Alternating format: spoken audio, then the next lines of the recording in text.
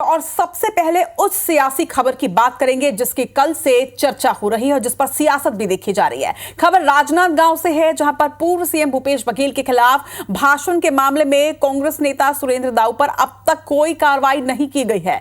आपने वो वीडियो भी देखा होगा। राजनांदगांव जिला अध्यक्ष भगवत साहू का बयान सामने आया है। हालांकि उनका कहना है कि पीसीसी को मामले की रिपोर्ट भेज दी गई है, निर्देश मिलने पर आगे कार्रवाई की जाएगी। आपको याद दिला दें कि राजनांदगांव में सभा के दौरान क्या हुआ था। दरअसल पूरा मामला क्या है ये आपको बताते हैं। राजनांदगांव में सोमवार को कांग्रेस का कार्यकर्ता सम्मेलन हुआ। अब इस सम्मेलन में पूर्व सीएम भूपेश बघेल के साथ कांग्रेस के कार्यकर्ता भी मौजूद थे। ये उस सभा की तस्वीर भी आप देख रहे हैं। इस दौरान मंच में राजनांदगांव के कांग्रेस नेता और पूर्व जिला पंचायत अध्यक्ष सुरेंद्र दाऊ ने पूर्व सीएम भूपेश बघेल के सामने अपनी भड़ास जमकर निकाली। उन्होंने कहा कि 5 साल में कार्यकर्ताओं का काम और सम्मान नहीं हुआ। बिना नाम लिए उन्होंने ये भी कहा कि 5 साल एक ही नेता दिखा, आज वो गायब हो गया। मेरी बातें यदि बुरी लगे तो पार्टी से निष्कासित कर दें। 5 साल तक हम आपसे मिलने के लिए तरस गए हैं, ये भी उन्होंने कहा। वीडियो पूरी तरीके से वायरल हो रहा है सोशल मीडिया में। ये वायरल होता हुआ वीडियो आप भी सुनिए। मैं डंके के चौक पे यहाँ किथो अगर 500 कार्यकर्ता है, 500 कार्यकर्ता उठ के कह दे कि वो परिवार के 5 साल में एक ठन काम लाभ मन कोई करे हो तो बता दे, मैं मन से उतर के चल दूं। कोई नहीं करी। हमन दुख तकलीफ और घर के अगर बहू बेटा के कोई ट्रांसफर है, मोर कोई काम है, मोर कोई तकलीफ है, कोई काम नहीं करे लाइन। मैं अगर बहुत दुखी मन से कहा तो आदरणीय, और अगर मोर बात कहीं गलत है तो मैं मन से क्षमा मांगते हुए, जिला अध्यक्ष जी आप हो, आप लोगों निष्कासन के अधिकार है, आप उन निष्कासित कर देना। मौका कभी मिलिस नहीं, 5 साल हम तुहर तीर में नहीं उधन सके। और एकरे नतीजा है कि हम आज 46,000 से विधानसभा चुनाव काबर हारे। ये सब ला आप कार्यकर्ता से बैठ के चिंतन करे की आवश्यकता है। तो जिस तरह से कांग्रेस के कार्यकर्ता की भड़ास मंच पर निकली, इसके बाद इस पर सियासत तो होनी ही थी। प्रदेश के मुख्यमंत्री विष्णुदेव साय ने पूर्व सीएम भूपेश बघेल पर तंज कसते हुए भड़ास निकालने के इस पूरे मामले पर कहा कि वो अपने अहंकार में कहते रह गए कि मैं हूं तो भरोसा है। उनके कार्यकर्ता उनके मुंह पर ही कह रहे हैं कि 5 साल तक हमारी तो सुनी ही नहीं गई, हमें प्रताड़ित किया गया।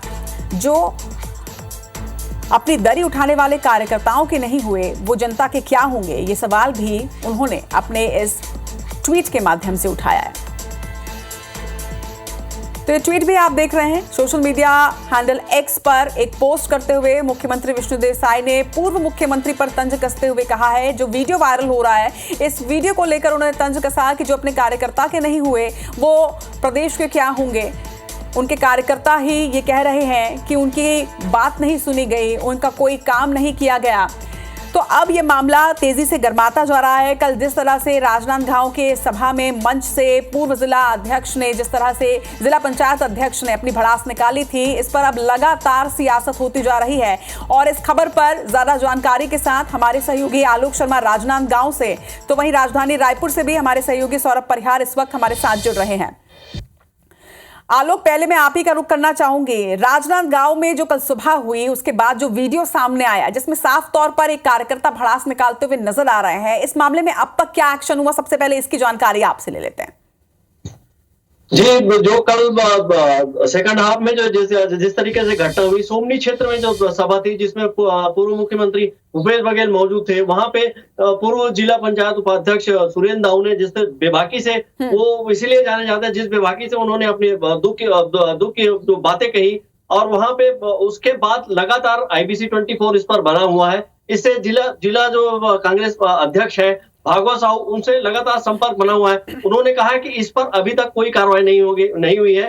ऊपर जो पीसीसी में जो है उसको सूचना दे दी गई है, पूरे घटनाक्रम की विस्तार से जानकारी दे दी गई है। वहां से जो निर्देश आएगा उस पर कार्रवाई होगी, ऐसा भागवत साहू का कहना है। अभी भी उनसे बात हुई तो उनका कहना है कि इस संबंध में कोई भी अभी कार्रवाई नहीं हुई, जैसे निर्देश होगा कार्रवाई होगी। जी, अगर ये कहा जा रहा है आलोक की निर्देश होगा तो कार्रवाई होगी, यानी क्या निष्कासन की कार्रवाई वाकई में इस पूरे मामले में हो सकती है? क्योंकि वीडियो तो वायरल हो रहा है और अब इसमें प्रदेश की सियासत भी गर्माती जा रही है।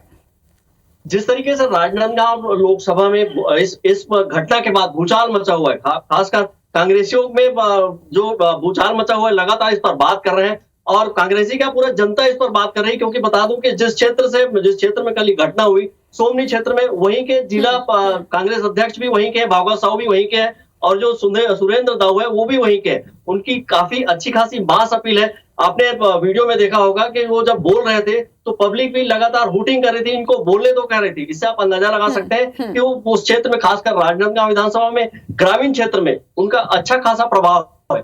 इसी को देखते हुए लग रहा है कि कांग्रेस देर सवेर इन पर कार्रवाई करेगी। जी ठीक है आलोक। सौरभ भी हमारे साथ है। सौरभ, आप राजनीति को बहुत गहराई से समझते हैं, करीब से जानते हैं। इस तरह के जो वीडियोस आते हैं, देखिए अब राजनांदगांव लोकसभा वही सीट है जहां से प्रत्याशी भी हैं पूर्व सीएम भूपेश बघेल। अब उसी सीट पर जिस तरह से इस सभा में ये वीडियो सामने आया है, निश्चित तौर पर इससे नुकसान तो होगा, लेकिन क्या कहती है आपके समझ की, क्या वाकई इस तरह के वीडियोस के सामने आने के बाद निष्कासन की कार्रवाई होगी? क्योंकि वो मंच से कहते हुए भी नजर आ रहे हैं कि अगर बुरी लगे तो निष्कासित कर दीजिए। बिल्कुल, देखिए आपने ठीक कहा। जिस तरीके से भूपेश बघेल का ये मामला आया है और जो कांग्रेस के नेता और कार्यकर्ताओं हैं वो गुस्सा जो है अब फूट रहा है। और अब देखिए कि जब विपक्ष में कांग्रेस रहती है तो कुछ इसी तरह के नजारे बड़े नेताओं के समक्ष जो है देखने को मिलते हैं, और कल यही देखने को मिला। और निश्चित रूप से अभी तक जो लोकसभा के जो 11 प्रत्याशी तय नहीं हुए हैं उसके पीछे भी यही कारण है कि तमाम जो छोटे और बड़े नेता हैं वो कांग्रेस के जो बड़े नेता हैं उनके सामने सीधे तौर पर अपने नेताओं की जो है शिकायत करते हैं। उसके कारण जो है कहीं ना कहीं मामला कई बार अटक जाता है। लेकिन अभी ताजा मामला राजनांदगांव का है।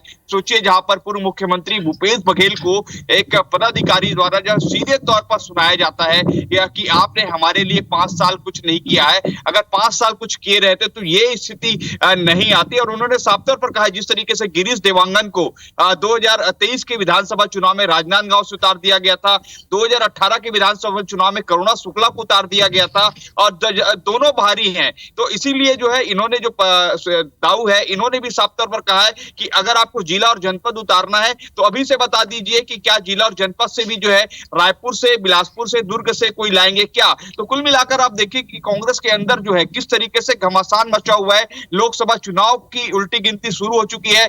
जो दूसरे चरण में जो है राजनांदगांव में चुनाव है। पहले चरण में तो 19 तारीख को जो पहला होगा, फिर 26 होगा, फिर 7 तारीख को। तो कुल मिलाकर देखिए कि जो स्थिति निर्मित हो रही है, इससे स्पष्ट हो रहा है कि कांग्रेस के अंदर जो है जो बेहतर होना चाहिए था चुनाव के समय, वो बेहतर स्थिति नहीं दिख रही है। और सबसे महत्वपूर्ण जहां पर हॉट सीट है जो राजनांदगांव पूर्व मुख्यमंत्री के लड़ने की वजह से, वो भी अब स्पष्टता से नहीं है। तो ऐसे में अब देखना होगा कि आने वाले समय में क्या कोई कार्रवाई होती है। लेकिन जो जानकारी आ रही है यही कि वहां के जिलाध्यक्ष ने कार्रवाई करने के लिए पत्र तो भेज दिया है, लेकिन निष्कासित या निलंबित जैसी कोई बात अभी नहीं है।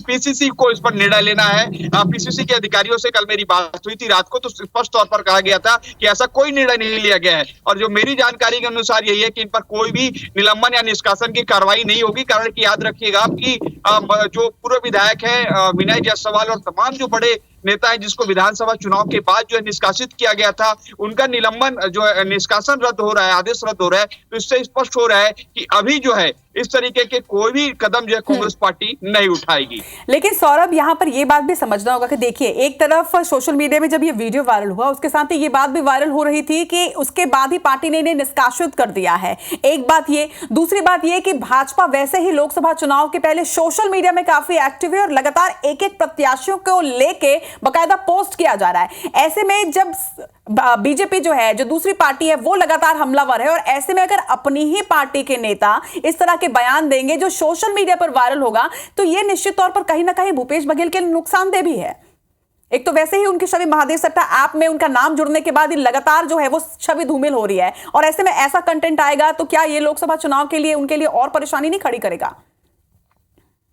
बिल्कुल ठीक कहा रचना आपने। जिस तरीके से आप देखिए कि पूर्व मुख्यमंत्री भूपेश बघेल पर सीधे तौर पर जो बीजेपी के नेता है वो तो हमला बोल ही रहे हैं, लेकिन आप देखिए कि सीएम विष्णुदेव साय ने भी ट्वीट करके सीधे तौर पर हमला बोला है।